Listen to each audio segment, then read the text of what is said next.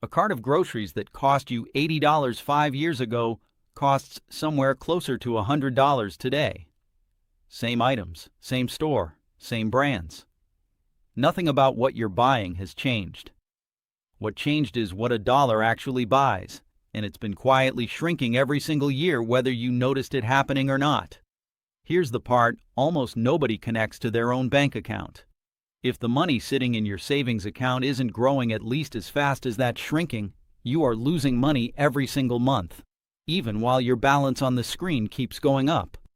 Your account can show a bigger number today than it showed last year, and you can still, in every way that actually matters, be poorer than you were 12 months ago. This isn't a hypothetical or a worst-case scenario I'm exaggerating for the sake of a video. It's the actual math sitting behind the vast majority of savings accounts in this country right now, quietly working against almost everyone who's never bothered to check it. I'm going to show you exactly why this happens, exactly how much it's probably costing you right now, and exactly what to actually do about it. If you're new here, hit subscribe. I break down exactly this kind of thing, the invisible math quietly working against your money every single week. Here's the concept, and once you understand it, you'll never look at a savings account balance the same way again. It's called your real rate of return, and the formula behind it is almost embarrassingly simple. Take the interest rate your account is actually paying you, and subtract inflation, the rate at which prices for everything you buy are rising. Whatever's left over is your real return, the actual change in what your money can buy, not just the number printed on your statement. If your account pays 4% and inflation is running at 3%, your real return is a positive 1%, your money is genuinely growing in terms of what it can purchase. But if your account pays under 0.5%, which describes most savings accounts in this country right now, and inflation is running anywhere close to 3 or 4%, your real return isn't small. It's meaningfully negative, and it stays negative every single month that gap persists. This distinction between nominal and real matters far beyond just savings accounts. But savings accounts are where it does the most silent damage, precisely because the nominal number never goes down. A stock portfolio can visibly drop, forcing you to confront the loss directly. A savings account almost never does that. It just climbs slowly, reliably, in a way that feels like safety and progress even when the real, inflation-adjusted version of that same balance is quietly shrinking underneath the reassuring nominal number. That asymmetry, one type of loss you can see and one you can't, is exactly why savings accounts are where this particular blind spot causes the most damage over the longest stretches of time. Let's put today's actual numbers on this because I don't want this to be theoretical.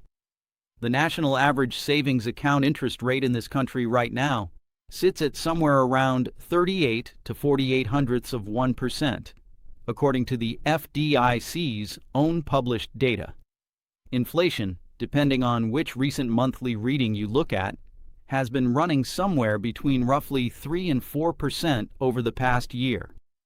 Do that subtraction, and the average American saver, keeping their money in the average American savings account, is sitting on a real return somewhere between -2.5% and -3.5% every single year, without a single dramatic event ever happening to their account. On $10,000, that's somewhere between $250 and $350 of real purchasing power disappearing annually, silently, while the number on the app quietly ticks upward by a few dollars of nominal interest that doesn't come close to covering the loss. Scale that same math up to a genuinely large emergency fund, say $30,000, which isn't unusual for a household in its 40s or 50s with a couple of income earners and a real cushion built up, and the annual loss climbs to somewhere between $750 and over $1,000 a year, every single year, for as long as that money sits in an account paying next to nothing. Nobody experiences that as a single, painful moment. It arrives as a slow, cumulative drain, a little more each year, never dramatic enough on its own to trigger the kind of alarm a sudden market crash would trigger, which is exactly what makes it so easy to ignore for years at a stretch. Stretch that same $1,000 a year loss across a full decade of an otherwise responsible household, simply parking their emergency fund in the wrong place, and you're looking at a 5-figure erosion in real purchasing power, accumulated entirely through inaction, without a single risky decision or market downturn ever entering the picture. Here's why almost nobody notices this happening, and it comes down to something economists actually have a name for, called money illusion. Human beings are wired to focus on the number itself, the dollar figure printed on a statement, rather than what that number can actually buy. Your balance goes from $10,000 to $10,040 over the course of a year, and your brain registers that as growth, as progress, as your savings working the way savings are supposed to work. It doesn't automatically register the fact that the same $10,040 now buys noticeably less than the original $10,000 did a year earlier. The nominal number went up. The real number, the thing that actually determines whether you can afford the same groceries, the same rent, the same everything, went down. And almost nobody's brain is built to feel that second number the way it feels the first one. Economists have actually tested this directly, and the results are genuinely striking. When people are asked to compare two scenarios, one where their income rises 2% while prices rise 4%, and another where their income falls 2% while prices stay completely flat, most people rate the first scenario as better, even though it leaves them with less real purchasing power than the second one does. The positive nominal number simply feels better, regardless of what it actually translates to, once you account for what things cost. Your savings account is running the exact same trick on you every single day, just spread out slowly enough that you never experience it as a single decision you'd consciously make if it were presented to you all at once. I want to be specific about what's driving prices up right now, because it's worth understanding rather than just accepting as background noise. Energy costs have moved sharply over the past year, with gasoline prices climbing particularly fast. Food prices have continued rising at a pace that outstrips wage growth for a lot of households. These aren't luxury categories you can simply choose to spend less on. They're the baseline cost of an ordinary life, which means the inflation eating into your savings account isn't some abstract statistic. It's showing up directly in your grocery receipts and your gas station visits every single week, whether or not you've ever connected those rising prices back to the number sitting quietly in your savings account. The same forces pushing up the cost of filling your car and stocking your fridge are, mathematically, the exact same forces quietly shrinking what every dollar in that savings account is actually worth, even though the two things feel completely unrelated when you're standing at the pump or the checkout line rather than looking at a bank statement. I want to say something specifically to the 30, 40, and 50-somethings watching this, because this particular math tends to hit you the hardest without you realizing it. You've had time to actually build up real savings, unlike someone earlier in their career, which means there's a genuinely large dollar amount sitting exposed to this erosion rather than a small one. And you're old enough to remember when savings accounts actually paid something meaningful, which paradoxically makes this worse, because it's easy to unconsciously assume your money is still working the way it used to, even though the entire interest rate environment has shifted underneath that assumption, without anyone sending out a memo announcing the change. The habits that served you well a decade or two ago, keep money safe, keep it liquid, don't overthink it, were genuinely sound advice in an era when even a boring savings account kept pace with prices. Those same habits, applied unchanged today, are quietly working against you in a way they simply weren't back then. Here's the part that genuinely surprised me when I looked into it properly, because I assumed the fix was simple. Just move everything into a high-yield savings account, and the problem disappears. That's mostly true, but not always, and the gap is closer than people assume. Comparing the best high-yield savings rates against inflation over the past 3 years shows that high-yield accounts have mostly outpaced inflation during that stretch, which is genuinely good news. but mostly isn't always. There have been specific months where inflation actually ran hotter than even the best high-yield savings rates available, meaning even savers who'd done everything right, who'd already moved their money out of a big bank's near-zero account into a competitive online bank, were still technically losing real purchasing power in those particular months. The lesson isn't that high-yield accounts don't work. It's that the real return calculation, rate minus inflation, is something worth checking periodically rather than assuming is permanently solved the moment you open a better account. There's a mechanical reason this gap keeps shifting rather than staying fixed once you've made the right move. Savings account rates are heavily influenced by the Federal Reserve's benchmark rate, which moves based on decisions made roughly 8 times a year, often with a noticeable lag before banks actually adjust what they're paying depositors. Inflation, meanwhile, moves on its own separate timeline, driven by completely different forces: energy prices, supply chains, wage growth, that have nothing to do with the Fed's meeting calendar. These two numbers were never designed to move in lockstep with each other, which means the gap between them, your actual real return, is constantly shifting even when you haven't changed a single thing about where your money sits. A rate that comfortably beat inflation in January can quietly stop doing so by summer, entirely because of forces that have nothing to do with your own banking choices. There's a second layer to this that makes the real number even worse than the simple subtraction suggests, and almost nobody accounts for it. The interest your savings account earns is taxable income, reported to the IRS every year regardless of whether you actually touch it. If you're in a meaningful tax bracket, a chunk of whatever nominal interest you did earn gets handed straight to the government before you ever see it, which means the after-tax real return sitting in your account is worse than the pre-tax math suggests. A 4% APY sounds solid against 3% inflation, until you remember that a portion of that 4% is going to taxes before it ever compounds, quietly shrinking the cushion that was already thinner than the advertised rate implied.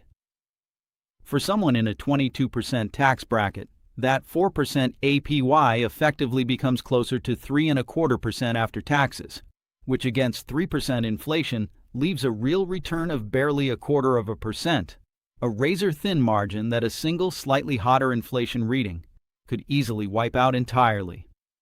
Let me walk you through what this actually looks like for one person over a longer stretch, because the damage compounds in a way that's easy to underestimate looking at just 1 year.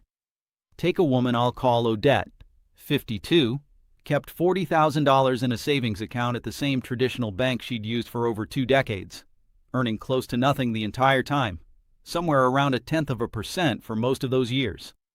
She checked her balance regularly and felt genuinely good about it, watching it tick up by a few dollars every month.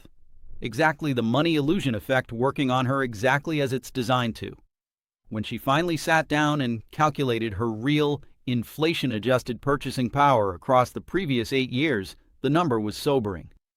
Her nominal balance had grown by a little over $3,000 in interest across that stretch. Her real purchasing power, adjusted for what prices had actually done over those same 8 years, had fallen by more than $7,000. She'd been diligently saving for 8 years and, in terms of what her money could actually buy, she was meaningfully poorer than when she started, despite never once spending $1 of it. What made the conversation particularly difficult, she told me, was explaining to herself how she'd missed it for so long.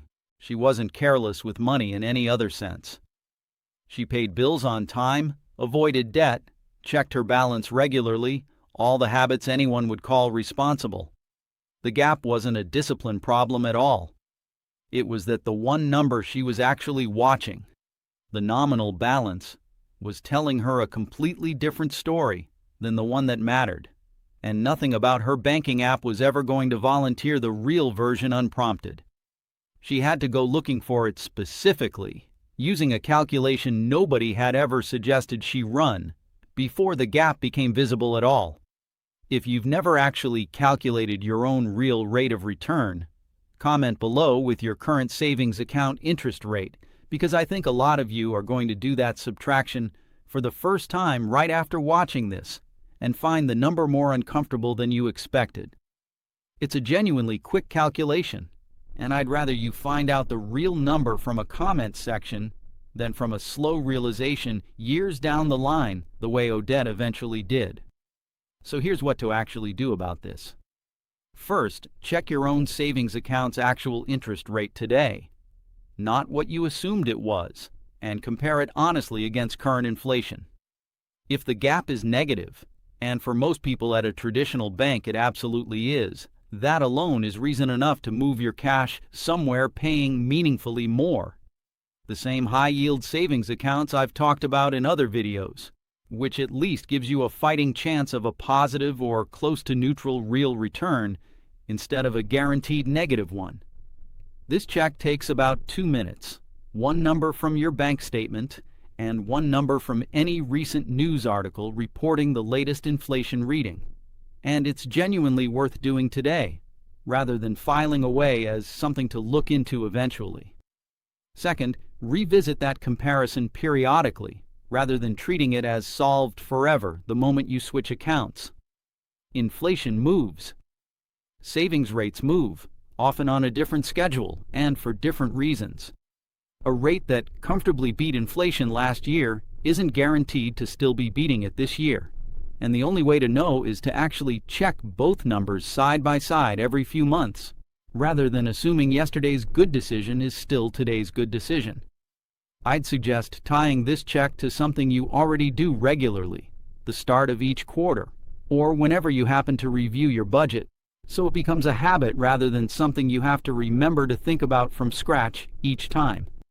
Third, for money you're comfortable locking away for a specific period, look into Treasury inflation-protected securities, commonly called TIPS, or Series 1 savings bonds.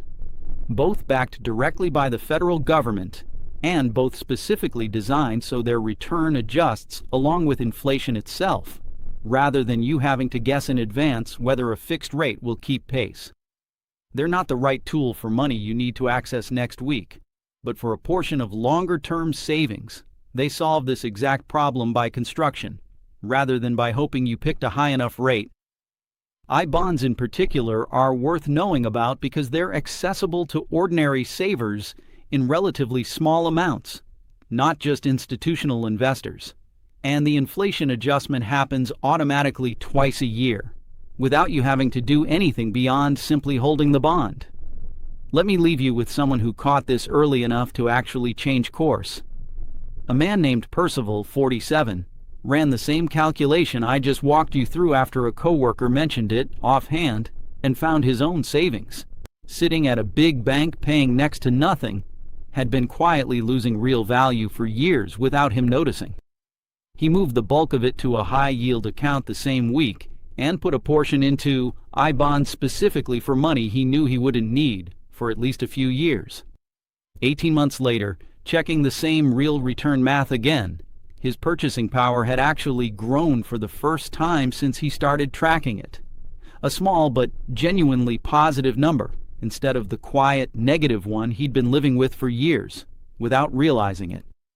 He told me the strangest part of the whole experience was how anticlimactic the fix actually was, compared to how long the problem had been sitting there unnoticed. Years of slow, invisible erosion, corrected in an afternoon of paperwork and a couple of phone calls.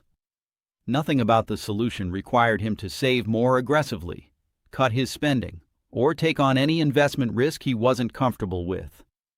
It required exactly one thing: actually running the subtraction he'd never thought to run before, and then acting on what it told him instead of continuing to trust a nominal number that had been quietly lying to him about how well his money was actually doing. That's really the whole point of this video. A savings account balance going up is not the same thing as your money growing, and the gap between those two things is exactly where a meaningful share of your actual wealth has probably been leaking out for years without a single alarm ever going off. Nobody sends you a notification when your real return turns negative.